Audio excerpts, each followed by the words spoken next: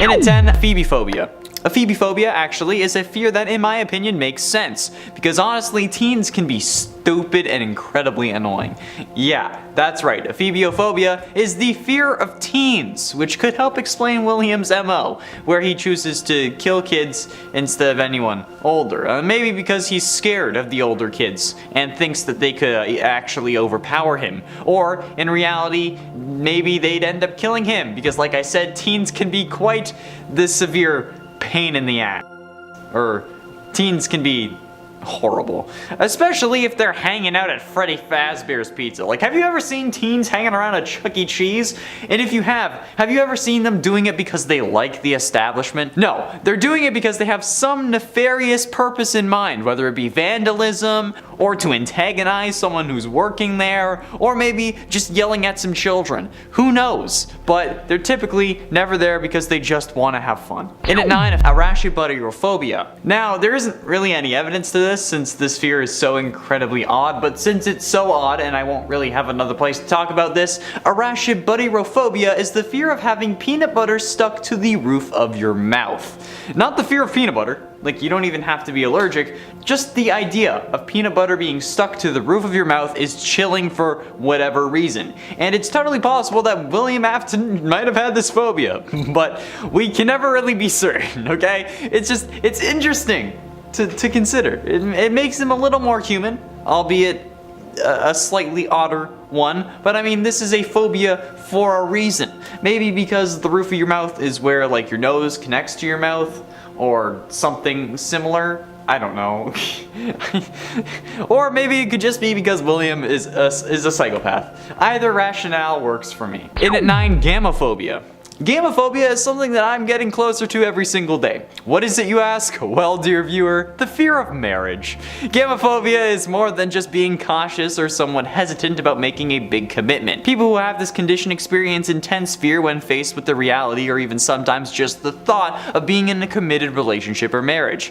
For some people, negative or traumatic experiences in the past can contribute to an intense fear of commitment. Past relationships can also contribute to the onset of gamophobia. Toxic relationships, previous divorce, and infidelity can contribute to a fear of getting too deep into a new relationship, which could actually help explain one of the most curious parts of the series, Ballora. We don't know if William was ever married. We don't even know if these kids are biologically his, meaning that he could have adopted or straight up kidnapped Michael, Elizabeth, and Crankchild. So, a fear of marriage or commitment could explain why he created Ballora, so the kids would have a mother without William needing to commit, whether it be due to childhood trauma or a previous relationship. But considering that he's a serial killer, I'm gonna go with a childhood trauma. And it's 7, papaphobia. Papaphobia is one of my all-time favorite fears because it's the name for the fear of the Pope. Yes, the Pope. Like Vatican Big Hat Pope. It wouldn't really explain anything in the series or make much sense. Like, there's basically no evidence for it, but William killing people is like one of the biggest sins, right? So, such an unholy act and unholy man being scared of the most holy man in existence is kind of logical in my eyes, right? Is it just me? Like, this seems like the most realistic weird fear that he could have. And by weird, I mean something so odd that I want to talk about it.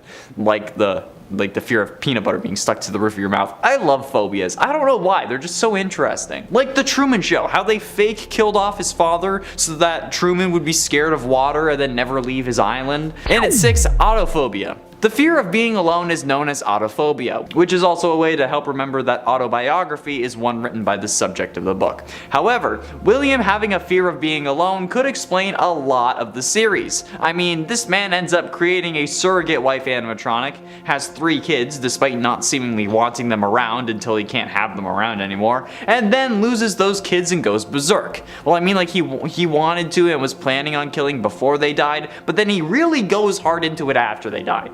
But it could also explain why he tasks Michael with going to find his sister's possessed robot while he's supposed to be trapped in a room alone, because interacting with his only son, in any form I guess, could help with this fear. It could also be that his multiple personalities all keep each other company, since I'm sure every single one of them is a killer if he has multiple, just because it's William, so of course they all would be. Halfway through into number 5, ablutophobia. This one I feel is kind of guaranteed, but ablutophobia is the fear of bathing. And I mean, if a leaky ceiling was enough to cause those spring locks to fail, imagine what getting in a bath would do for dear old Willie. I mean, there's not really a point in being scared of it now since you are one with the machine. They've already spring locked, you're already dead, basically. But this man is decaying or has been skinned alive by these robotic parts, so a bath would be very appreciated by anyone who has to be in your vicinity, because, you know, it probably smells atrocious. Like, worse than anything that the Bones crew would have had to deal with on that show. Even the Palant stuff, because that was... yikes. But, I mean, could you blame William for being scared of bathing after getting trapped in an animatronic suit that collapsed because it got a little bit wet? In it for panphobia. While phobias usually refer to specific fears, like ablutophobia being the fear of bathing, sometimes fears are more general, like chromophobia being the fear of colors. But panophobia is the fear of everything, basically. In a way, it's the fear of a vague and persistent unknown evil. And this, while a bit intense, could explain why William had a psychotic break. The fear that something evil was lurking around every corner, yeah, that's a pretty rough one, and would definitely cause some damage. Maybe even enough damage that he thought that he would have to protect himself. I mean, children can literally be the worst humans on Earth, so I understand his target market on that front. Like, I wouldn't be able to do those things, I'm just saying that, like, I think that maybe William thinks that he's trying to do God's work by eliminating those that he sees as evil. Evil. Yeah, I meant evil. And this phobia would help explain that quite a lot. Getting close to the end, in number 3, xanthophobia. I mentioned how chromophobia was the fear of colors. Well, xanthophobia is a subcategory of that, particularly for the fear of yellow. And considering how William got spring-locked thanks to a yellow suit, he could associate that color with that crime, meaning that he would fear Chica, explaining the change in Security Breach, as well as Golden Freddy, which explains why there is no Golden Freddy in Security Breach as well. I mean, there are obviously other explanations, but I think this could be one of them. I mean, like, come on, it always seems to be like it's a stretch to be afraid of a color. But this begs the question, is anyone who watches these videos afraid of a specific color? Because if you are, please let me know below. I'm curious about how you live your everyday life, especially if it's a primary color. But I feel like you're pretty safe if it's green, because I don't think green shows up in these videos pretty much. Because I can't wear green, otherwise I disappear. You don't see this because it's gone. So, penultimately, in at number 2, plutophobia. I genuinely believe that Afton had to have plutophobia. Not because he didn't want Pluto to be a planet, but because instead, plutophobia is the fear of money. And this man made all kinds of horrible business decisions. Killing people in his own restaurant, hiding bodies in the animatronics. I've gone over this in multiple times in multiple videos, but the only way I can explain it is if this guy was just straight up scared of money. It's like the only thing that in my mind really makes sense. Like, sure, you wanted to use it as a killing den for your homicidal tendencies, sure, okay, but how about do that and also have a profitable business so your children don't feel the need to walk up to robots that you specifically told them not to touch, or even enough, maybe just enough, to have a babysitter making sure that they don't do stupid things like walking up to the animatronics you told them not to, or running off to that place again, or stuff their siblings in animatronic mouths. Did that ever occur to you? Cause of course it didn't. Cause you must be scared of money. It's the only thing that makes sense. I've solved FNAF. And finally, in at number 1, robophobia. This is literally the phobia this game was made for. Like, sure, it wasn't actually the reason it was made, but seriously, this is the perfect fear for these games. While sure, the thought of mannequins can creep anyone out, robophobia is literally the fear of robots, and is surely the bread and butter of not only this series, but William as well. William must hate animatronics with a passion now. Since the victims possessed them, he got spring-locked by one, he can only survive by being in one now thanks to his consciousness being sentient code. I mean, it's ridiculous. If he isn't scared of robots, it would be a miracle. And I think he kind of deserves to be scared of robots, you know? Since he's combined with one, it would make him constantly in horrific terror, which is something that I think we would all love to see, and understandably so. I mean, this is the reason I can't sleep half the time, This guy caused me to think about everything way too goddamn much. And at 10, missing children's incident. I mean, this is a fairly low-hanging fruit since it's like the inciting moment for the whole series, but I think it's worth calling out at least number 8. The missing children's incident, in case you forgot, is the infamous incident where 5 kids go missing inside of Freddy Fazbear's Pizza and are never seen again. Police investigated but were never able to find the bodies, thus they had to let their suspect, in this case William Afton, go due to a lack of evidence. However, this is one of the most horrifically painful moments that you can think of, especially if you're a parent yourself. 5 families went into Freddy Fazbear's wanting their kids to have the time of their lives in 1985, but left without their favorite people. They had the time of their lives, alright. It just so happened to also be the end of their lives. And not only that, but Afton ends up getting away with it since the police were terrible at their jobs or were getting paid off. Still not sure which one is the case in this series, but the missing children's incident is one of the most messed up things to ever happen in this series, but without it we wouldn't have the series. At least it's all fake, right?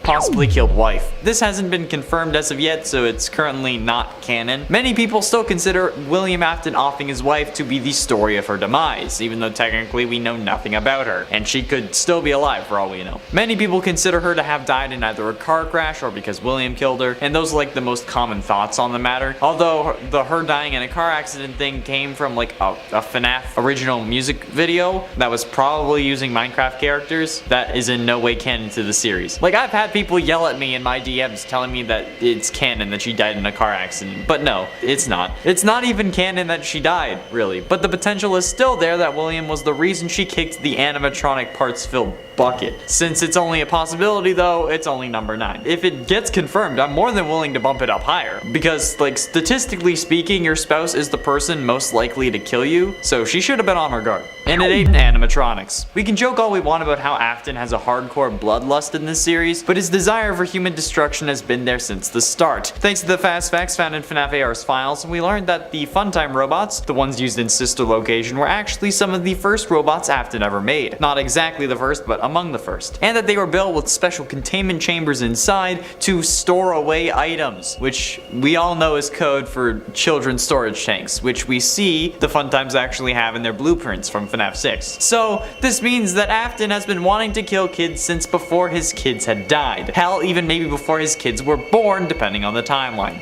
Which at this point is as simple as my feelings for Vanessa, which is not simple at all. If anyone like cosplays Vanessa, feel free to hit me up on Instagram. And at 7, stored his daughter. While we know Afton isn't the best father, I think it's something else to end up locking your robot possessed by the soul of your dead daughter into an animatronic testing facility. That seems a bit too far if you ask for my humble opinion. But nevertheless, he still did it, and that's what Sister Location is all about. And William was even the one who sent us as Michael down there in the first place, and then we get shoved full of Ennard bits so that they can escape. Did William know about that plan? Unsure, because like in FNAF 6, Baby says that she'll make her dad proud. So was that William's intention to like send us down there so Baby could get out? And if that was the case, why lock her down in there in the first place? I mean, like if she was your daughter, why not have her just like chill around the house, right? Like in the books, Baby is able to transform between Baby and like a human looking animatronic at will.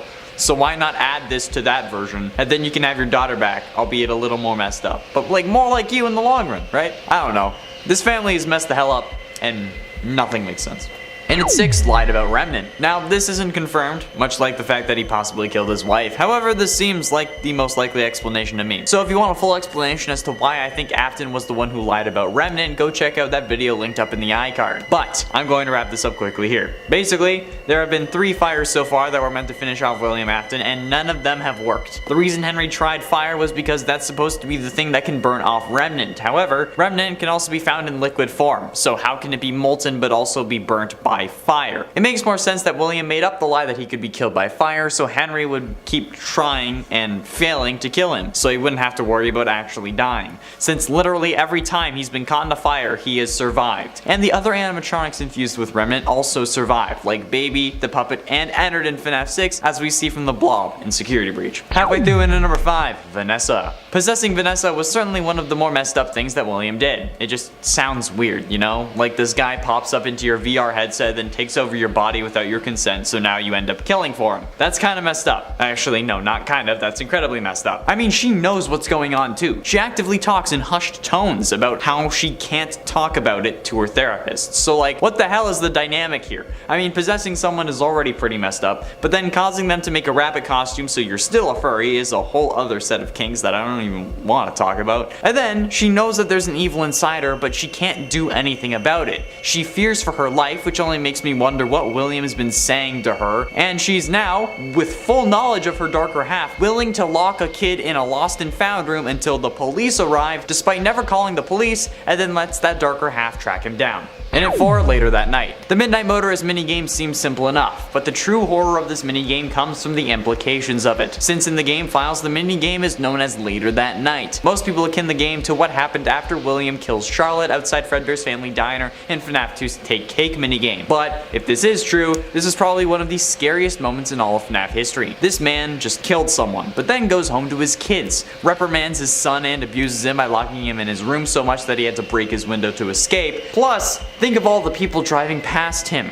unaware of the violent crime that he had just committed. It's scary because this is the case in the real world too. Technically speaking, anyone we encounter can be a serial killer. And that is a horrific thought, since also you're only alive because everyone you've ever encountered has chosen not to kill you, which only makes the whole anyone could be a serial killer thing even worse. And in this case, this man literally just killed someone and then comes home and is going to yell at his son who's been in his room all day. Like, god damn, bro, how much residual anger do you have suppressed inside your body? Getting close to the end, in at number 3, stuffed. One of the most deranged things that William Afton did was stuff the bodies of the original 5 missing children into the original 5 animatronics: Bonnie, Foxy, Freddy, Chica, and Golden Freddy. And the craziest part is that he didn't get caught for it. Yeah, he didn't. The animatronics smelt like death, started leaking blood and other fluids, and the police didn't bat an eye. He put these bodies in animatronics that perform for other kids and their parents every single day. How does anyone think that that's a good idea? Unless it was his way of displaying his kills or something, like some of the crime shows like to mention. How some killers enjoy the world knowing what they did, since it helps them feel more powerful or something. Fuels their ego. Like maybe even if they didn't know that the bodies were there, William could be using that as an ego boost, which is messed up. And also ruins the whole he did it because his kids were dying theory, aside from the whole him killing before his kids died thing. Also, how did the police not confiscate the animatronics for evidence? Penultimately, in at number 2, first victim. They say a killer's first victim is the most important, since it usually indicates what got them to start killing or other psychological clues that they could use to predict his next moves. But in the case of William Afton, his first victim was the daughter of his longtime business partner Henry, which is hella messed up because she was 3 at the time, that time being 1983. And this is the year that Afton's life started going downhill in the worst ways possible. He starts killing off kids, and then sticks with that MO throughout the rest of his criminal career. But the fact that his first victim was someone who trusted him, who didn't exactly suspect him even though her father did, is something even I fear. I'm not a parent, so I can only imagine how this must have felt. And if that was me, I'd be doing a lot more than burning down restaurants in an attempt to put that down. I'd be doing it myself, especially if he had killed my daughter when she was only 3 years old. Like, I can feel the rage brewing, and I don't even have someone that I could, in theory, make a daughter with. And finally, in at number 1, killed his kids. The worst thing that Afton has done by far is gotten his own kids killed. Sure, he may not have done it directly, but his actions ended up resulting in all 3 of his kids' demises. Him killing Charlotte got Fredbear's closed, which resulted in him having to open up Circus Babies, which made him have to dust off Baby and the other Fun Times, which were designed to kill in the first place. Baby ends up grabbing and crushing Elizabeth, resulting in her possessing the animatronic. He superpowered the jaw of the Fredbear animatronic used in the new Freddy Fazbear's, which ends up crushing his youngest son's skull, since that was not a spring lock failure due to all the spring locks being active, since it was in animatronic mode, not suit mode, so there was nothing to fail, meaning that he had to have been crushed by the power of his jaw. And while you could argue that it was Michael's fault, why would he think that Fredbear's mouth was overpowered? As the suit technician, William knew what was going on and intentionally souped up the jaw power. And then he gets Michael killed when he sends him down to find his sister in sister location, which ends up getting him stuffed with innards and then letting himself burn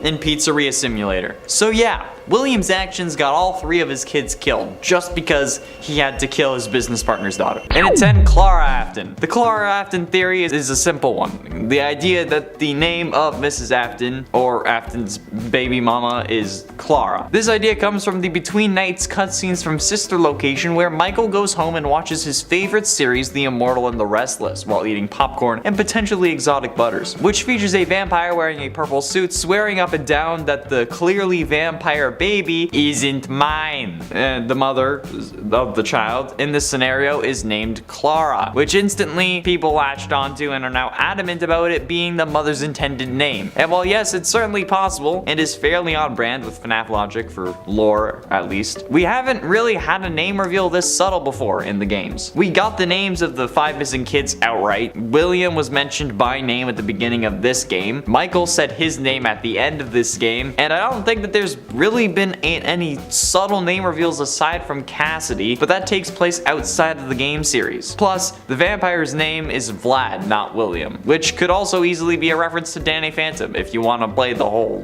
game like that. Like, I don't know, I just don't think that the mother's name is Clara, but it's still a theory. And at 9, the Blob. The Blob is an amalgamation of various animatronics that appears in FNAF Security Breach as a secret antagonist. The Blob's main head has a mask identical to that of Funtime Freddy, but with black eyes. It also appears to be some larger version of Molten Freddy after the Pizza Simulator fire, but with more animatronics than those who were present in that fire, somehow. With parts of Baby, the puppet, which were both there, and then Chica, Mangle, Bonnie, and several Endo Mark IIs. But thanks to the Fazbear Frights books, we may know who this mysterious giant blob is, or was going to be revealed to be. While yes, the game released on December 17th, 2021, that was not the original intent. The original intention was for this game to come out in like 2019, I'm pretty sure. But then various delays and expansions to the game ended up causing the game to come out 2 years later. But those game delays didn't delay anything else, which meant that the Fazbear Frights books kept their schedule. And a similar creature ended up appearing in those books, which was ultimately controlled by Elizabeth Afton, who was possessing Baby. So, could this blob be Elizabeth coming back? Or maybe not, since Baby's eyes aren't lit, and it seems to prefer the face of Funtime Freddy. And at 8, Fake Hero. Michael Afton is a troublemaker in my mind, alright? Like, sure, he seems to be playing the good guy going after his father, but really, Michael, to me, just seems fairly entitled. Sure, he says he's trying to right his father's wrongs and whatnot, but looking at him, he's not really doing it because he's a good person. He's doing it because he feels bad, and not because of some higher, noble purpose. He blames himself for getting his brother killed, which is understandable, but also, this subsequently means that anything he does, he's doing to make himself feel better about his mistakes, because in the end, nothing will really bring his little bro back. And he doesn't even really have the gall, the nuts, the cojones to actually stop his father once and for all. He says he's going to come find him, but when he does find him in FNAF 6, he doesn't burn the place to the ground to stop him. Henry's the one who does that. Henry's also the only one willing to sack up and actually try to stop William. And that just shows how not serious Michael is about this. If he really wanted to make sure that William was stopped, he wouldn't have let himself burn in the FNAF 6 fire, okay? But he does. He lets himself burn so that he won't have to feel the regret of hurting his brother and the curse of knowledge since he knows what his father's doing. And at 7, Golden Freddy. Some people believe that the one possessing Golden Freddy is Crying Child. This is mostly based on the It's Me hallucinations from FNAF 1 and the reveal that the older brother has been our player character over the first 6 games in the series, excluding FNAF 4 and potentially others depending on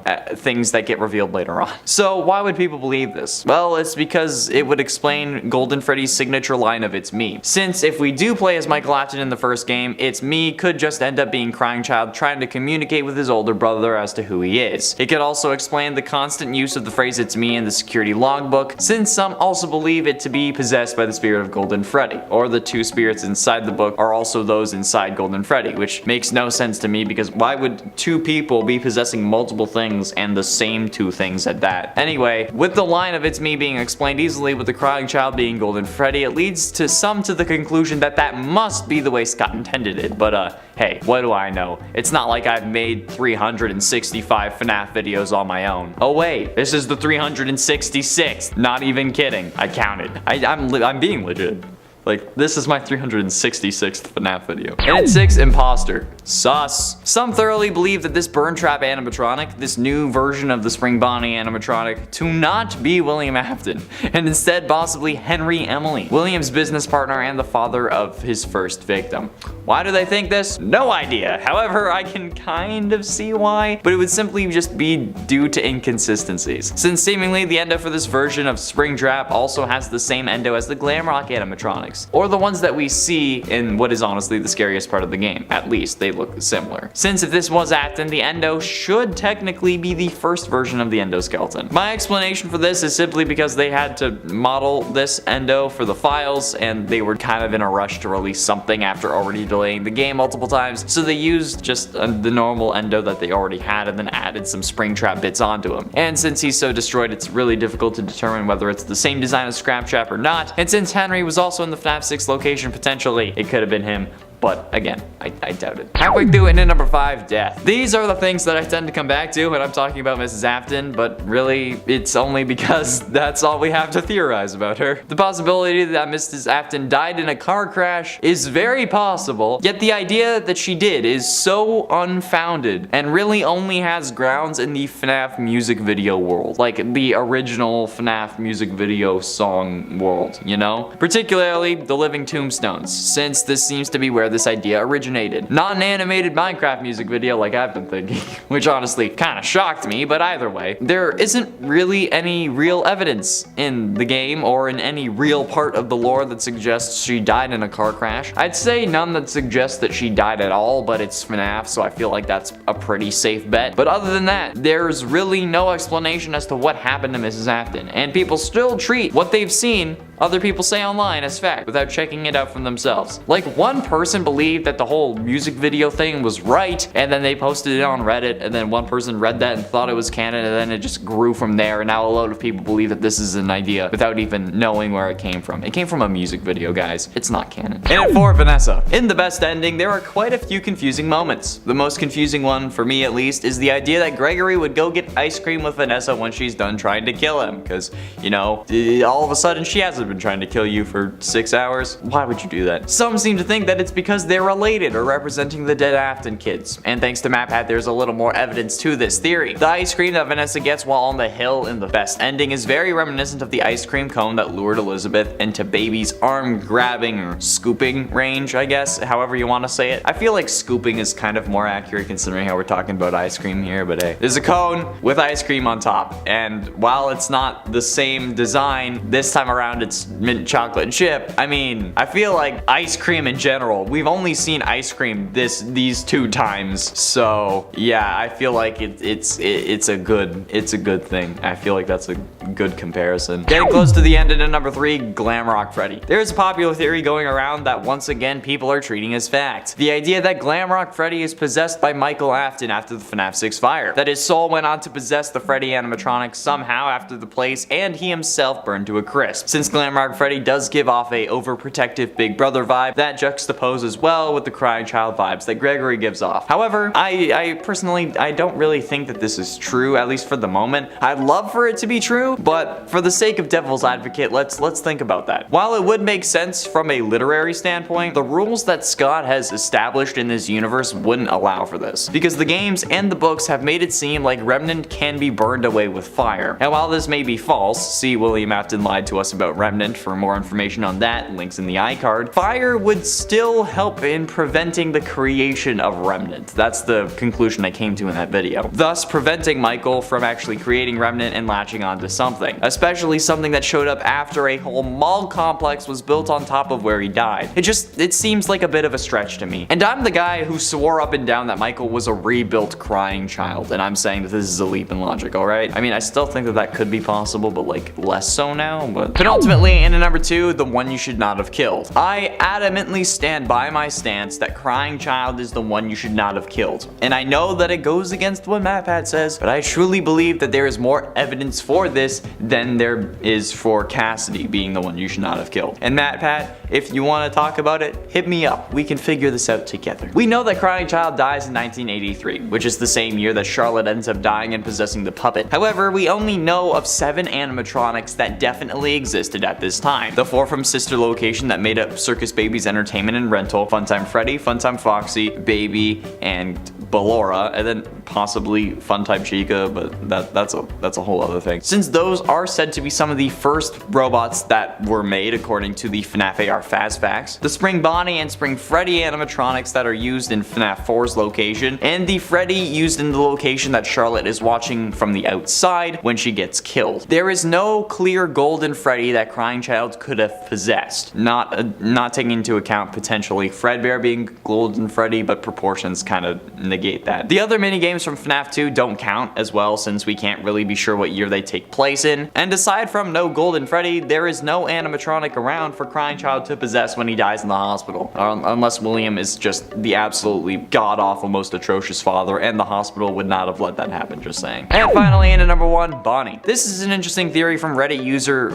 Was That the Bite of _87 on the Game Theorist subreddit. The post didn't get much love, but it was certainly interesting. Was That the Bite of 87 asks if the burn trap animatronic is using the disassembled Bonnie endoskeleton. Quote from the Reddit post: "So I have a theory that burn trap is using the disassembled Bonnie robot. Let me explain. So you know how burn trap has an intact animatronic foot even though no other springtrap or scrap trap ever had them? Management might have disabled Bonnie, and there could have been a body of a glitch trap infected person in there, which explains the dead rotting corpse, and Afton could have taken over but is weak, which explains why he still needs a recharge station. That is all I have for now." And you know what? This is actually pretty decent, and matpat also talked about this theory. However, considering how Afton's body is in the robot, I don't even think that he using someone like possessed by a glitch trap, I don't think that he would move his corpse. I feel like that's a bit of a stretch. Like, it wouldn't really be necessary if his consciousness is in glitch trap. And I don't think that any reluctant follower would be willing to move a rotting corpse. You know? Like, if Afton's body wasn't in the robot, I feel like this would be really solid, but even if he has claws, his body being in the suit proves that it's scrap trap. I feel like it kind of has, because he was shoved full of robot bits. So how is he removed from the suit? I don't get it. And 10 blueprints. There is no doubting what you've achieved on a technical level. These are clearly state of the art. There are just certain design choices that were made for these robots that we don't fully understand. We were hoping that you could shed some light on those. She can dance, she can sing, she's equipped with a built-in helium tank for inflating balloons right at her fingertips, she can take song requests, she can even dispense ice cream. With all due respect, those aren't the design choices we were curious about, Mr. Afton. This classic line of Afton being interrogated, I'm guessing, that plays the first time you open up sister location, just showcases how stupid this man is, okay? The cops know what these animatronics are capable of and what they were designed to do. And you want to know why? Because the blueprints are just readily available. This man included wireframes of a child being stuck in Funtime Freddy and just left it on his computer. What? Why would you do that? Well, that's so stupid. So when they found that, because you know obviously they're gonna search his computer, they instantly ended up being even more suspicious of him, and then they were keeping an even closer eye on him. That's also probably why he ends up starting to dress in the Spring Bonnie suit even, maybe, which ultimately ends up screwing him over as well. So yeah, designing the Funtimes as killbots was definitely a bit of a mistake, but then leaving the wireframes on your computer was something even dumber, especially considering how one of them was meant to symbolize your dead wife, and the other one ended up killing your daughter. In at 9, Cassidy. Assuming for this scenario that Cassidy is the one you should not have killed, which she's not, but you know what, for you guys, this is one of the dumbest things that William could have done. Or maybe he doesn't actually consider it a mistake, since the one you should not have killed, after all, is keeping him alive. They're doing it as a way to make him suffer, though, so since it's potentially a mistake, but could also be considered a good thing depending on the angle, I'm gonna go with number 10 for this one. But even if he does consider that a good thing, or if Cassidy doesn't end up being the one you should not have killed, which he's not, killing those 5 kids that made up the missing children's incident that included Cassidy was certainly a mistake, since it caused literally everything else in his life to go downhill. I mean, it was starting to go downhill but it started going even worse, okay? And he does end up suffering extremely only because of that kill and the others, okay? So if you don't want to count Cassidy as the mistake, because she's not the one you should not have killed, which is still the case, I don't care what you guys say, I know. Count the missing children's incident itself as the mistake. In at 8, Charlotte. While yes, Charlotte may have been Afton's first true kill, causing his descent into madness, this is more so because of what she really turns into. Because, like, somehow, this also didn't make Henry end Afton instantly, because if he had, I would understand that. But in the games, Charlotte ends up possessing the puppet, who then gives life to the other animatronics, which causes Afton to disassemble them and then release their spirits that then scare you into your spring bodysuit that crushes you, and then you start going even crazier. But even discounting the game aspect of her, like, killing being a mistake, in both universes where William kills Charlotte, Henry comes after him for it, which results in what should be his death multiple times over. And not to mention how in the books specifically, unbeknownst to her, she is an animatronic robot that was meant to replace the daughter that Henry had lost, but it's also revealed that the animatronic is also, her adult form is also Baby as well, who can switch between her human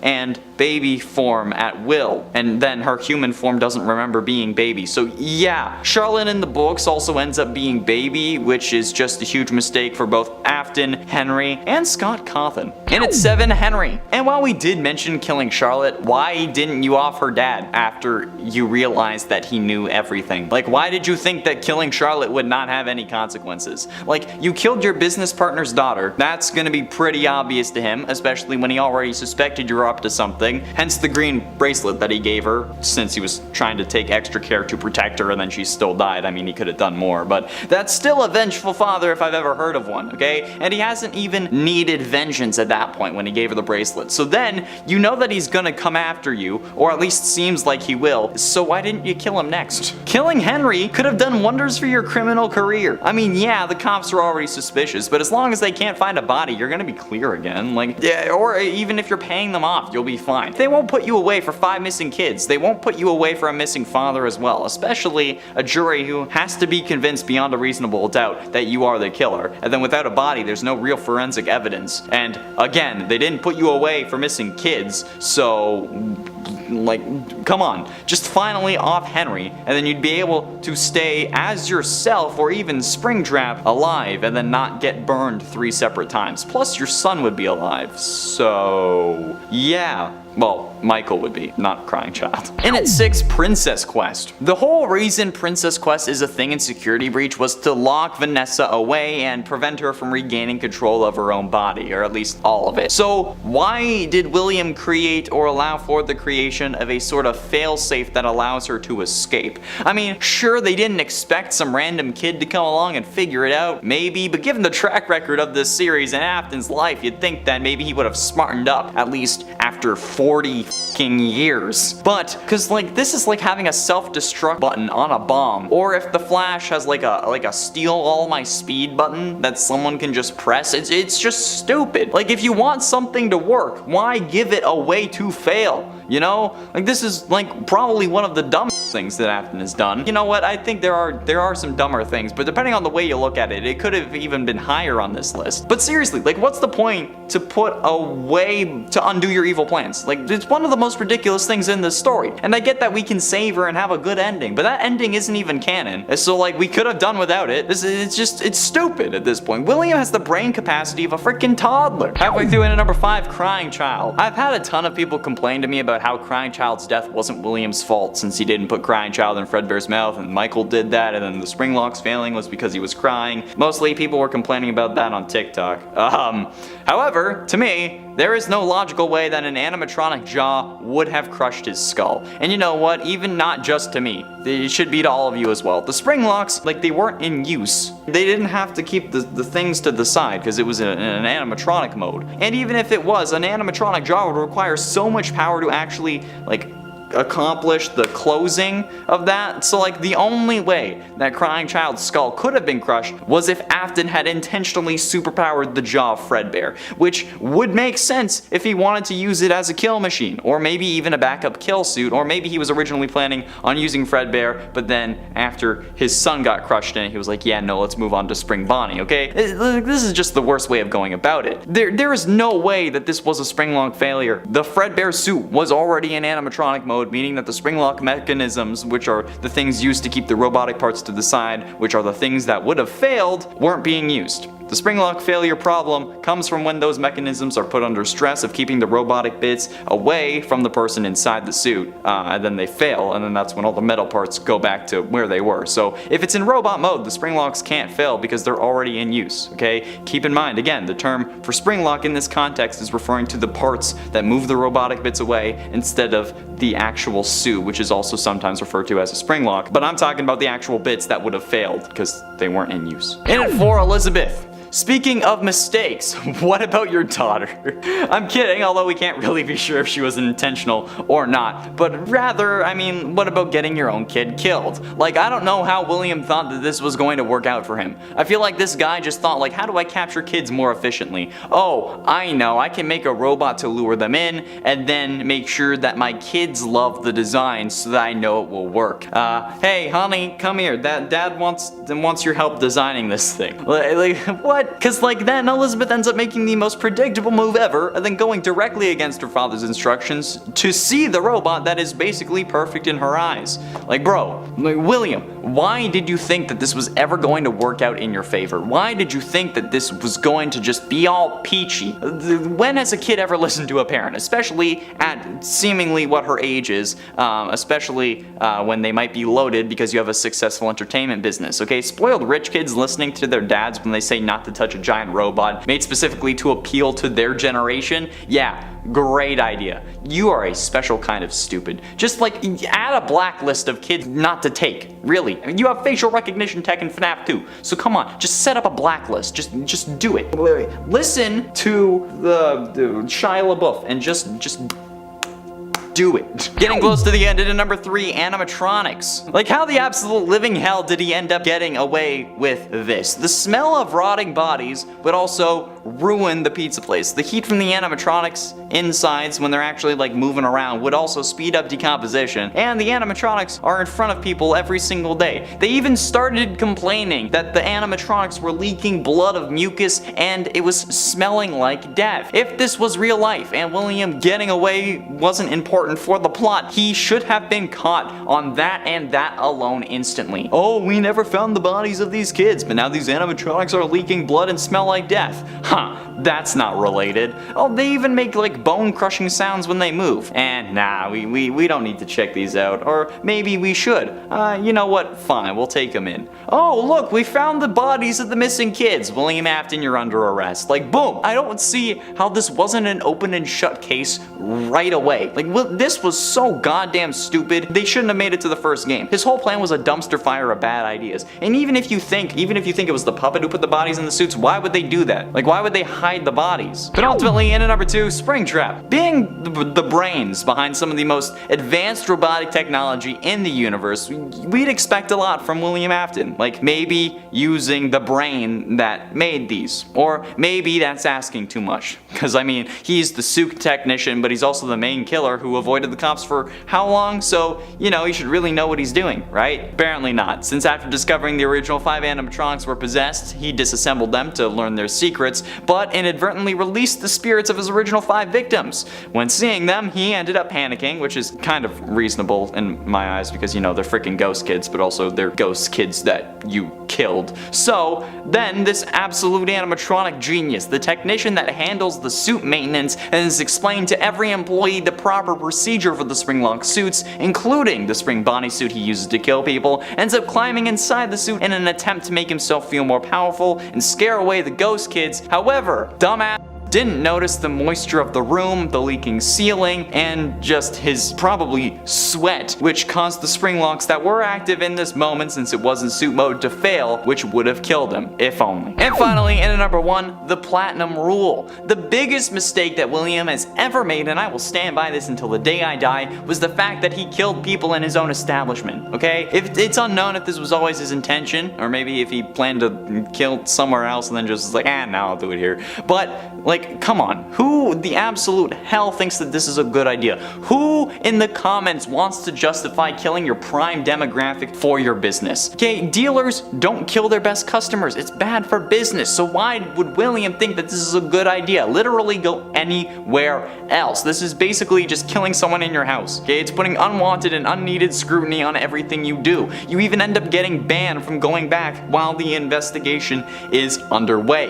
It didn't help your business either, okay? You had to close the first location, resulting in you opening another one that killed your daughter, and then you had to close that one and open up a new one, which ends up getting closed, and then you get locked in a room for 30 goddamn years, okay? This one mistake leads to literally everything else in the series. You don't do that. The platinum rule, we learned this from Barney Stinson. Don't crap where you eat, okay? If you just don't do it. In a 10, PowerPoint Springtrap. This game, called FNAF 3 PowerPoint Edition, is a game that from the description was made in PowerPoint. This FNAF game was made in PowerPoint. How the ever-loving hell does that work? Like, how do you make a FNAF game in PowerPoint? Imagine that's how Scott released the first game, just like a frickin' PowerPoint file. That would have been insane. This is very simply a click a couple of times again and then get jump scared kind of thing. At least this jump scare is scarier than the original FNAF 3 jump scare. This is wrong, and it feels incorrect. It feels like a sin on so many levels to play it, or even have it downloaded, okay? I thought that the whole PowerPoint thing was a joke, but no, it's literally a PowerPoint file that you click through. So this jump scare is scary because it's bad. And the only reason it's not number 10 is because of Plush Trap. This is just wrong. Like, why would you do this? The jump scare is also unavoidable, actually. You can't win this version. And apparently, from what I was looking at, these PowerPoints are a series of games. In at 9, Plush Trap. Technically, in a sense, Plush Trap is just a small version of Springtrap, right? I mean, like, if you think about it, if you shrunk Springtrap down and made him like Scrappy-Doo proportions, you'd have Plush Trap. So the Plush Trap jump scare from the Fun with Plush Trap minigame counts as William Afton, at least enough to be number 10. I mean, a kid in FNAF 4 even says, "Where's your plush toy? Mine is Spring Bonnie. My daddy says I need to be careful with him or will pinch my finger. He's a finger trap," he says. So that's good enough for me. He is a nightmarish variant of the Spring Bonnie plush toy, who first appeared in Five Nights at Freddy's 4 as the main antagonist of his own minigame Fun with Plush Trap. Plush Trap is a smaller plush version of Spring Bonnie. He is similar in design to Springtrap, albeit much more cartoonish and less damaged, and he also seems to be less menacing in appearance than most other nightmare animatronics, but that doesn't stop his jump scare from still getting you, okay? Because even enough to cause Eddie VR to flip out multiple times. That was funny though. In at 8, Ultimate Custom Night Scrap Trap. Scrap Trap, formerly known as William Afton, is a bipedal green-colored animatronic with his human corpse trapped inside, although it's not actually a corpse, although the wiki calls it a corpse. The wikis need to be updated. William wasn't dead at this point, okay? The suit's head is heavily damaged and reveals a yellowish color underneath, which may be part of his skin, maybe the suit, we aren't entirely sure, although it might also be just bone. There are also gray and red wires that connect his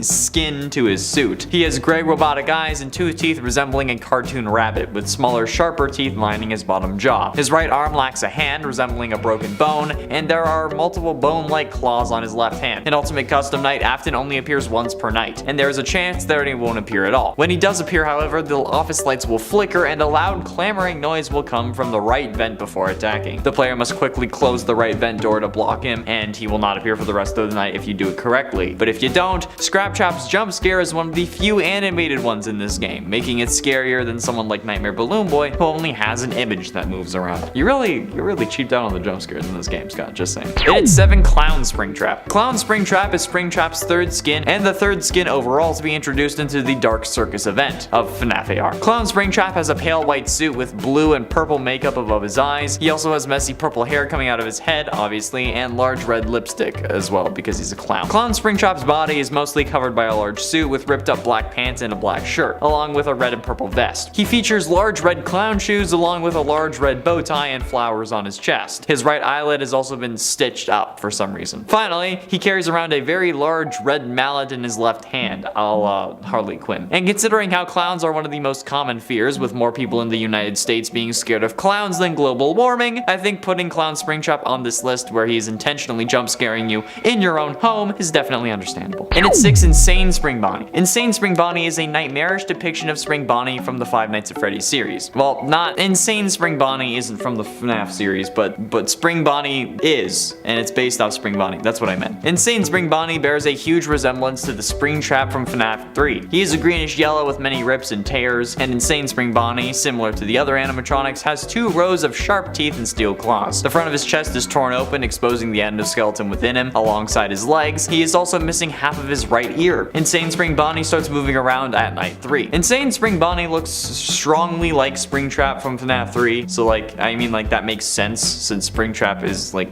the Spring Bonnie suit. But Insane Spring Bonnie was not planned by the developers of the fan game it's a part of until later in development. This is all coming from what I read on the URL, the FNAF fan game wiki, and it didn't actually list the game that the Insane Spring Bonnie was a part of, which is kind of an oversight on their part. But I mean, like, if you know, let me know in the comments. This thing looks horrifying though. Insane Bonnie comes from Final Nights 4, but I don't know if Insane Spring Bonnie is something else or not. I think it's from a game called Insanity, but I also could be wrong. Let me know if you know. Let me know. Halfway through into number 5, Sinister Springtrap. Sinister Springtrap used to be an upcoming antagonist in Sinister Turmoil, a cancelled fan game. He looks like original Springtrap, being dirty colored with hanging wires from his head, and only 2 differences that our purple guy's corpse head is clearly visible this time, and because he's a sinister, he has long sharp teeth going on. Currently, he's not in the game, but he was planned on being in the full game and possibly in the demo. However, like I said, the game was in fact cancelled. And this guy is scary for the reason any of the other Sinister characters are scary. This time around, he just doesn't really have a jump scare, hence why I'm putting him at number 5, because he doesn't really have an official one, from Sinister Turmoil, but there are plenty of fan-made jump scares for this fan-made character from a fan game, which is a whole other level of meta that I don't want to talk about. I don't want to try thinking about that today. So since this is such a technicality, it gets the middle spot so everyone is happy, okay? Now since I put him at number 5, watch me wake up to Springtrap, to Sinister Springtrap jump scaring me. It's like, you like this? You're looking for these? It's late in the day if you can't tell. In at 4, AR Springtrap. In FNAF Special Delivery, Springtrap will haywire frequently. This can lead to a haywire chain where Springtrap will haywire up to 5 times back to back. But to avoid a jump scare, the player must stare at him when his eyes are white and then look away when they turn red. Springtrap will taunt the player throughout his attack as well, occasionally fake charging. When Springtrap materializes during his charge, the player must quickly shock him or they will be jump scared. It is also possible to obtain a Springtrap plush suit, which can be placed on an endoskeleton, and said endoskeleton can then be salvaged for parts, or sent to attack other players with Springtrap's appearance. Yeah. That's messed up. The Springtrap animatronic in this game is creepier than the original counterpart since it's just a recreation. However, the fact that it's a recreation of the killer and right in your face on your phone makes it deserving of the number 4 spot in my opinion. I still don't know why Fazbear Entertainment thinks that it's a good idea for this. Why? I feel like everyone knows that Springtrap's the bad guy, but they're like, oh yeah, here's one for your home. You get a Springtrap, you get a Springtrap, everyone gets a homicidal maniac! Getting close to the end, in at number 3, Ignited Springtrap. Ignited Springtrap is the main and only antagonist to the Joy of Creation Halloween Edition. Ignited Springtrap is a more decayed and damaged version of Springtrap from Five Nights at Freddy's 3. He doesn't have the suit's lower jaw, revealing William Afton's lower jaw. His eyes closely resemble the Phantom animatronics from FNAF 3, with the exception of them being orange-ish instead of white, and he seems to have a darker green costume, possibly due to the last sighting. He also looks fairly similar to Burntrap, so much so that I mistaked his jump scare that I saw separately from the Ignited Springtrap name for a Burntrap character in a fan game, so it was going to be on the list twice. He looks so close to Burntrap, it's actually kinda insane. His upper right arm, left forearm, and right shin lack their suit casing, and there is a massive rip in his chest, exposing Afton's innards instead of innards. Get it? His ears aren't damaged any further than they were in FNAF 3, but most of his body is exposed with little pieces of the suit being visible. And during his jump scare in this game, he actually kicks you into a fire, and then he pins you to the ground, and and then just kills you unless like you try to push him up, but then you like move his suit. Just watch the clip.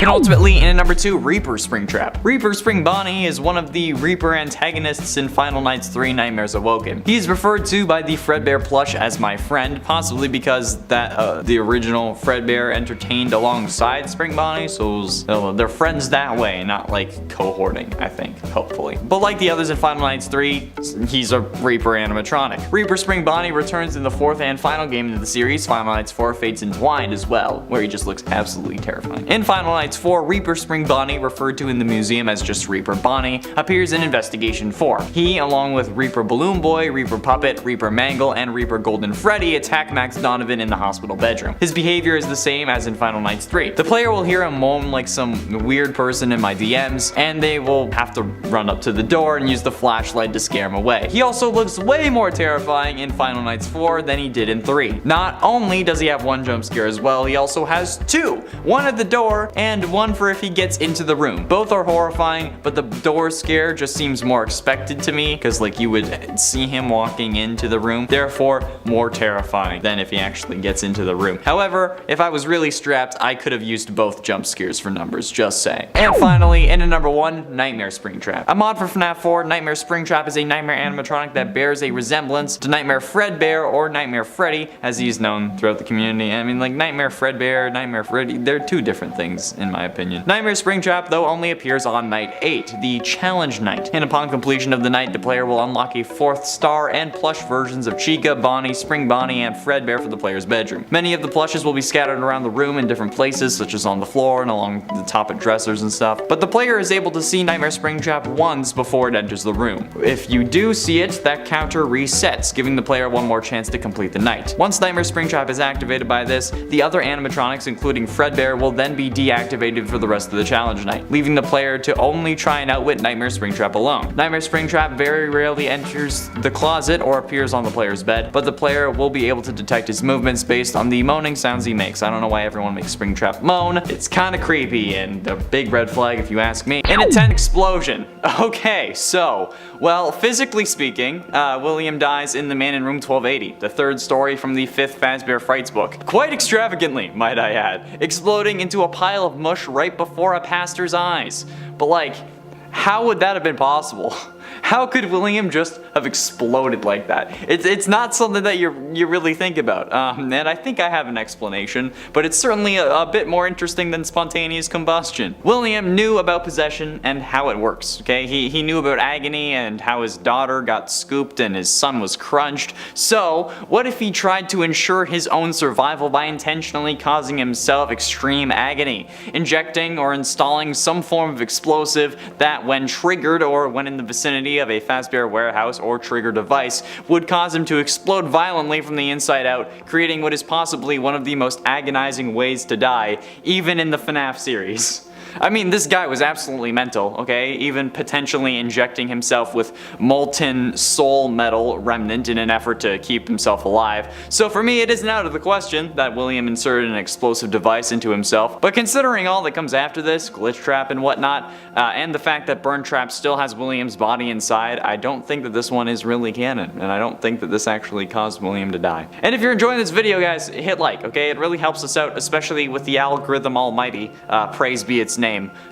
So yeah, did you do it? Why the heck not? Okay, do it now, babe, please. In at 9, Spring Lock. A lot of people still think that Afton died while being spring locked in FNAF 3. And honestly, when the game came out, this was actually seemingly correct. I mean, we never really saw Afton go limp like he truly died, but for all intents and purposes, Afton was dead in FNAF 3. But then, as more games came out and more was added to the story and to the lore, Afton was shown to never have died in the game, since, you know, he was, as we now know, being kept alive by the one one you should not have killed, who was possessing him as an individual and was keeping him alive so that he could continue to suffer for all of his crimes. So honestly, before William even started his whole always coming back thing, he came back from the dead, at least technically speaking, which I still think is damn impressive, okay? I haven't died before, even technically, unless we count like on the inside or my dreams, but hey, we don't need to talk about that at the start of a video, right? In at 8, second spring lock.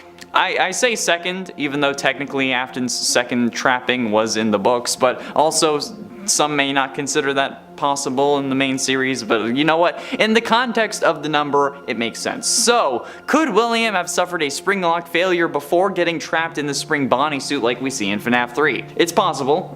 Explains why I say again as well, because, well, it would have been first, but it's again on this list. Since William is described to have scars that are consistent with a spring lock failure in the novels before becoming Springtrap. So, could it have happened in the games?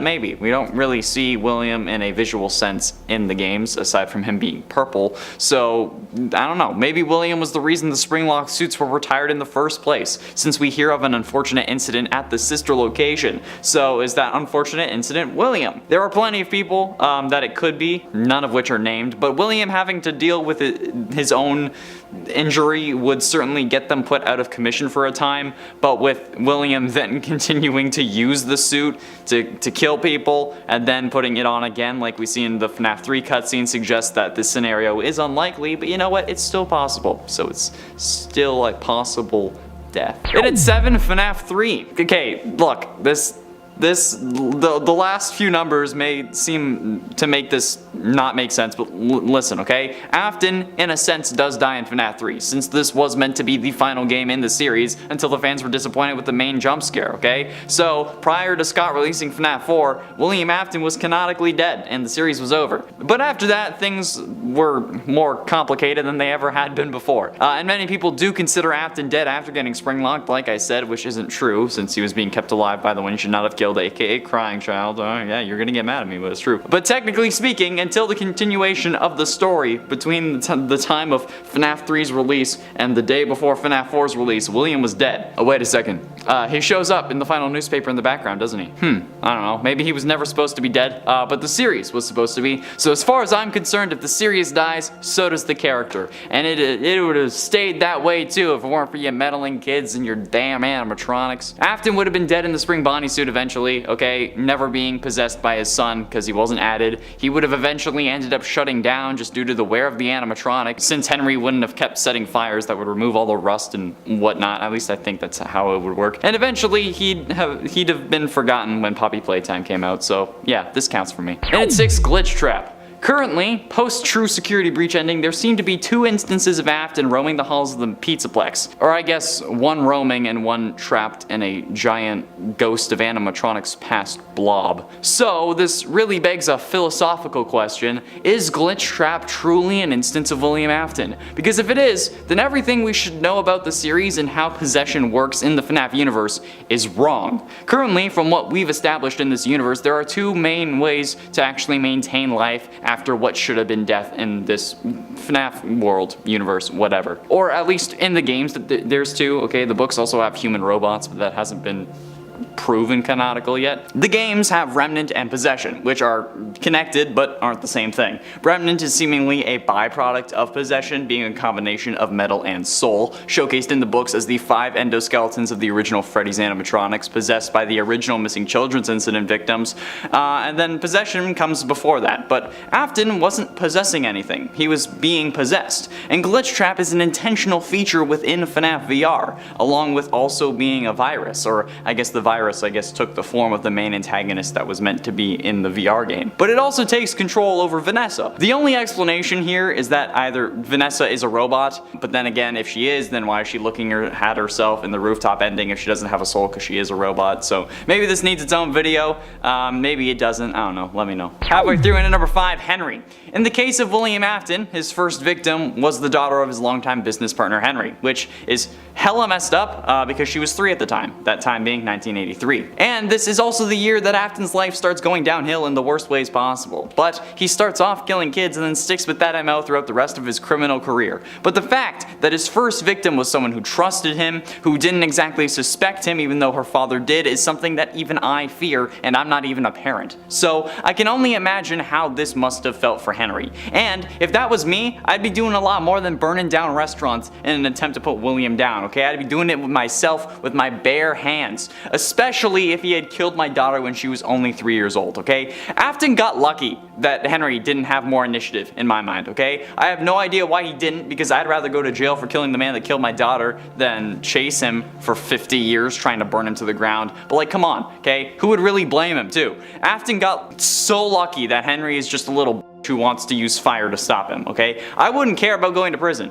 if Afton had killed my kid. No chance in hell, especially when she was that young. I would have choked him out with my bare hands and wrenched his neck. Also, hello to the jury. In it for zombie. There's also the possibility that Afton has been a zombie this entire time, and honestly, that makes me extremely angry. I'm masking it though. Because out of all the things that the FNAF series has done, this would be the cheapest and the worst. Forget Dream Theory, forget this all being a storybook, forget everything else. This would be the dumbest thing that FNAF could do, since it would basically come out of nowhere, okay? People already think that Michael is a zombie after getting innards shoved into him, but zombies aren't purple, guys, okay? And then making that into yet another, like, father-like son parallel would be so stupid and such a horrible retcon that it would be worse than it all being a dream, especially after establishing that Afton was being possessed prior to the spring locking, which would most likely have ended up with his death, and if he was made into a zombie, that would probably be his death point, okay? It would just change too much about the series for things to make sense, and would probably result in a whole lot of rage from the community, or at least I hope everyone would find this stupid enough to get mad at, because I would, and I want to be validated. Getting close to the end, and at number 3, FNAF 6. Could William have been dead before FNAF 6 takes place? I think it's a possibility, technically, because like, what happened to Springtrap between games to cause such horrific warps to his body? Like, sure, he was burnt in FNAF 3, but we also see him alive and not all that damaged in Sister Location's Night 7 ending cutscene. So, where did all of this additional damage and warping come from? The head becomes larger somehow, and so do the feet. I don't know, okay? This genuinely doesn't make any sense. We know that they're the same person, thanks to Ultimate Custom Night's voice lines, but I'm so confused as to what could have happened to cause this. I'm sure the extra damage comes from possibly fending off wild animals, since, you know, he's still a body, a rotting corpse that would attract scavengers. So how did the head of the suit get bigger? It's not like it evolved, it's not like it leveled up like freaking Magikarp from punching all these wolves. My only guess is that, like, William either broke into a Fazbear warehouse and tried to, like, reassemble himself, or, I don't know, maybe the gases from an actual decaying corpse, if he was dead prior to this, caused the head to expand, but even that wouldn't make sense. I don't know, we see so much damage. Maybe being a corpse just caused the suit to mess up because Scott was like, that's what I want. But ultimately, into number 2, the Blob. The true ending of FNAF Security Breach is seemingly one of the most interesting parts of the game because it contains a whole load of little things to watch out for. It also actually ends the game, which at this point I think is probably the best thing. After making our way into Burntrap's area, Freddy is going to be taken over by Afton's newest form, and then it's up to Gregory to defeat him by using 3 monitors with corresponding buttons that activate fire and seemingly trigger his weakness, which is a whole other story. Players, you'll need to avoid the animatronics that come out after you, but you can use doors to lock them out, you can use Freddy to scare him off. There's a lot that you can do. And then when Burntrap is finally burned even more, I guess at this point he's just trap, because like in math it cancels out, right? The Blob, which was like a tentacle monster thing that was attacking us, then attacks Burntrap, William, and then tries to make sure he doesn't get free, okay? Then we run away, but my question is, does the Blob actually kill William? I don't know. Like, there are death animations in the game files, apparently, allegedly, I haven't seen them, but they weren't used, so we can't really consider that canon. Plus, the whole I always come back thing is definitely annoying, and I thought it would have ended before this game, but clearly not, so I don't know anymore. Just, God, for fuck's sakes, please let William be dead. And finally, in at number 1, Never Died. Currently, what we know about Remnant and Agony tells us that to destroy it properly, we need to burn it, hence why there are so many damn fires in this series. FNAF 3, 6, and Security Breach all end with something or someone getting burned. FNAF 3's fire was all about dealing with Springtrap, FNAF 6 was about putting everyone who knew about the atrocities to rest, and then in FNAF 9 we burned Trap multiple times to try to get him to stop possessing Freddy. And then it's all because Henry learned that the only way to destroy Remnant and put these things to rest was through fire. But how is that really like, is that really the thing? Because like, all 3 fires haven't really done anything. They haven't done shit.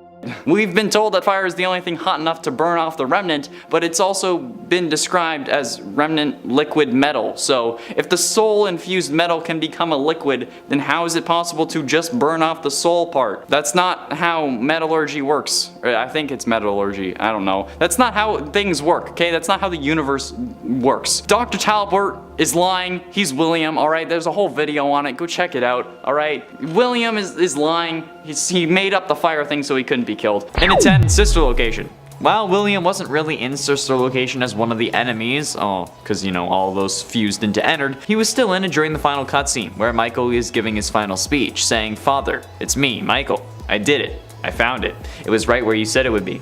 They were all here. They didn't recognize me at first, but then they thought I was you. And I found her. I put her back together, just like you asked me to. She's free now, but something is wrong with me. I should be dead, but I'm not. I've been living in the shadows. There is only one thing left for me to do now. I'm going to come find you. I'm going to come find you." After that final line, Springtrap jumps out from behind the ruins of Fazbear's Fright, which burnt down at the end of FNAF 3. This is less of a jump scare, more of a way to show that Springtrap and by proxy William are still alive. However, it's still scarier than the normal Springtrap jump scare if you weren't ready for it or knew that it was coming. And at 9, FNAF 3 Springtrap. It's pretty universally known that FNAF 3 is one of the easier FNAF games. With only one animatronic that can actually kill you, you can juggle him between a couple rooms for basically the whole night. You're able to survive fairly easily. But while some consider this game scary, overall it's one of the least scary of all, and that's thanks to Springtrap. Springtrap's jump scare in this game is actually the worst jump scare in the series, having the only real scare factor being the sound that plays along with it. But as for the actual model, he just kinda moves towards you a little bit, and that's it. There was also apparently an interview where Scott said that he was going to end the series after Game 3, but the community's disappointment with the Springtrap jump scare caused him to make the 4th game with the Nightmare animatronics. I'm unable to find that interview, but that also makes sense to me. Like, the Nightmare animatronics were sort of overcorrecting for the lack of scares in FNAF 3, since you could also easily predict the phantom jump scares. So, I can see it. And at 8, Scrap Trap. See, this one is a bit of a weird one, because, well, like, you can decide if it's possible or not. Since you don't really have to salvage an animatronic, you can just leave it for scrap and not keep it inside the building, thus allowing yourself not to have to stress over a psychotic killer rabbit, which is my personal recommendation. However, if you make the fool's decision and trap Scrap Trap, you have the possibility of being jump scared, which usually would only happen when you're not focused on protecting yourself. So mostly when you're worried about your pizzeria or completing the tasks you need to do in order to leave and to complete the day. But this one is more unexpected, and Scrap Trap is certainly freakier than Springtrap is. And this jump scare is actually more like a jump scare than the Springtrap one, so needless to say, it deserves to be higher. Well, higher than those. However, there are scarier jump scares despite this. And at 7, VR Springtrap. FNAF VR may be one of the more recent games in the series, but it certainly is one of the freakiest. VR horror is such an experience, okay? But combine that with the story of Five Nights at Freddy's and you get one hell of a game. And while Springtrap's jump scare in normal FNAF 3 may not be scary, having to deal with this guy up close and personal and literally towering above you will have you changing your attitude and your pants on a regular basis. Since this time, when jump scaring you, he pops up from the bottom of your screen and shaking his face at you as much as humanly possible before he actually causes you to lose the game. Speaking of which, I lost the game. I personally believe that all the jump scares are scarier in FNAF VR, not to mention how everything is scarier when it's towering over you, because in that case it appears to have more power and be more powerful, and let's be honest, Springtrap's design kinda needs that to be scary. I don't know, I don't think that the actual character is scary, but his story is certainly scary, but not really him. It's confusing. In at 6, Glamrock Freddy. During Security Breach's final boss fight, Freddy is hacked by Burntrap and will stand in the center of the room as a hazard. If Burntrap ends up successfully hacking him, he will kill Gregory, either by chasing him down or by pulling Gregory out of his stomach if the player had entered beforehand. Gregory can still lure Freddy away by calling him over to different spots though. And since his eyes turn purple after William possesses him or hacks him or whatever, okay? Possessed Glamrock Freddy is a version of Afton, so it's good enough for me. This is mostly scary because from what I've seen, people are often confused as to why Freddy is suddenly running at them and don't know enough about the series to hide from anything purple. So they get jump scared, flip out, and then realize that Afton got to him. So yeah, the fact that we can trust Freddy this whole game is kind of what makes this jump scare so brutal, but it's still not the worst one out there. Halfway through in at number 5, Vanny. Vanny is a follower of the digital virus Glitchtrap, a form of the serial killer William Afton, and appears as the main antagonist of Five Nights at Freddy's Security Breach. It's revealed in the Princess Quest minigames that she was also the main protagonist of FNAF Help Wanted, where she was first corrupted by the sentient code being thing. So technically, since Vanny is the part of Vanessa that is controlled by William, this makes her jump scare a William Afton jump scare. Vanny is shown to have a sadistic personality hidden behind a childlike flamboyance. This is shown through her casually and gleefully skipping after Gregory as he runs from her before running with arms outstretched if she gets too close. She also happily orders the staff bots to disassemble Glamrock Freddy in the phaser blast ending, and constantly laughs as she's going to kill Gregory. If she ever does catch Gregory though, which can happen unexpectedly at times, especially at certain points throughout the story, it can give you quite the fright. It's better than our trailer jump scare, since in that first trailer we couldn't really see anything, but not the scariest thing in the world. Mostly because you can see it coming for the most part, but there are a good few moments with her. Like when timers run out and stuff and she jump scares you. Those are good. But like the CRT effect kind of lets you know when she's coming. In at 4, Desk Scrap Trap. Salvaging is a major method first used in FNAF Pizzeria Simulator. It is an optional section that occurs on each of the 4 nights starting on Monday after the management phase. As Henry says during each salvage, each animatronic was found in the back alley. After he explains what options are open to the player, they can either proceed with the salvage or throw it back into the alley. If the player decides to salvage the animatronic, the salvaging section begins immediately.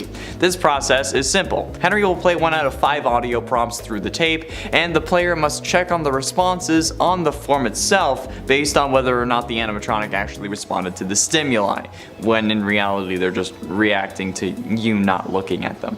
This sequence, should you look away for too long or at the wrong time, will result in a jump scare, but the desk jump scares, in my personal opinion, are pretty damn freaky, especially Scrap Traps, because like this clearly isn't his first rodeo, but like just man, I don't know what it is about someone coming over a desk to kill me. I just don't like it. Getting close to the end, and at number 3, The Curse. The Curse is an Aztec-themed skin for the Springtrap animatronic and was released on March 5th in the Ancient Equinox event, and is the 4th skin for Springtrap in FNAF AR. The Curse is a teal-colored Springtrap dressed to look like an ancient Aztec warrior, and he has a large feathered crown and a golden chest piece. His hands are colored orange with sharp black claws, and one of them holds like a large golden shield. Finally, he is also decorated on the head with like 2 large feathers, which is kind of weird, but I dig it. This guy looks like he's actually decaying as well, which is certainly a better spin on things since decaying bodies aren't purple, even though the series seems to try and push that idea. Bruises are purple, okay? Decay is more commonly depicted as green, or at least in other media. In real life it's not. Much how like Springtrap's suit in his curse form is dark green. This also could be a subtle reference to the fact that Afton is a curse on these games, being unable to ever get rid of him in any meaningful way, or maybe it's just about Glitchtrap and the Curse of Dreadbear DLC. Who knows? I do. I know. He is a curse on this series and my life and needs to die permanently, okay? Not to mention that just in general, Springtrap looks creepier in FNAF AR than FNAF 3 or FNAF VR, okay? Check out the wiki and then look at his pictures, okay? The FNAF VR and then FNAF AR. FNAF AR is horrifying. Penultimately, in at number 2, Flaming Springtrap. Flaming Springtrap was added during the Sizzling Summer event for FNAF AR and was understandably the final skin to be added in that update. Being Springtrap's second skin behind Toxic Springtrap, we weren't quite sure what to expect. But like, have you ever wondered what Springtrap looked like during the fire in FNAF 3? Or wondered what it was like in my old apartment? This is what it would feel like. This also answers the original question because he is definitely the kind of person to absorb all the flames and then use them to his advantage. Flaming Springtrap is a coal-colored Springtrap with dark orange highlights, and he is glowing orange from his endoskeleton since it's so hot, because you know he's flaming. He has flames spouting out of every open area possible, and you know what, honestly, who is ready for the 1000 degree endoskeleton challenge? Cause I am. His hands and feet are on fire the most, and for some reason he has no upper teeth. This is horrifying, okay? Especially if these are supposed to be real animatronics that Fazbear Entertainment is sending to people's homes. And my building thinks that my power block or power bar is a fire hazard. It's so befuddling to me how these are actually supposed to be real animatronics, okay? That's horrific. And the skins are canon, as we see in Fury's Rage, which is surely just one of the Security Breach arcade games. And finally, in at number 1, Garvey. A psychopathic, cold-blooded killer, he stopped being human long ago. That's how Garvey is described in the extras of Dormitibus, the FNAF fan game from which he hails. Garvey is the penultimate antagonist to Dormitibus. He later went on to get trapped in Spring Bonnie, becoming Springtrap, and then he was burned to a permanent death in the Fazbear Frights fire. Garvey is a more gory version of Springtrap from FNAF 3. However, it is not William Afton, as this game was released before the name was revealed, and even before FNAF 4. Springtrap, but with hardly any exosuit or animatronic casing, whatever you want to call it, and this is him, okay? He crawls on all fours and uses his left hand as a foot and his left foot as a hand, like some demon monkey from hell that Satan didn't sanction the creation of. Just look at this thing and tell me that it shouldn't be on this list, okay? If you do, you'll be lying. I don't care if it's a fan game. This is the scariest version of William Afton we have ever gotten.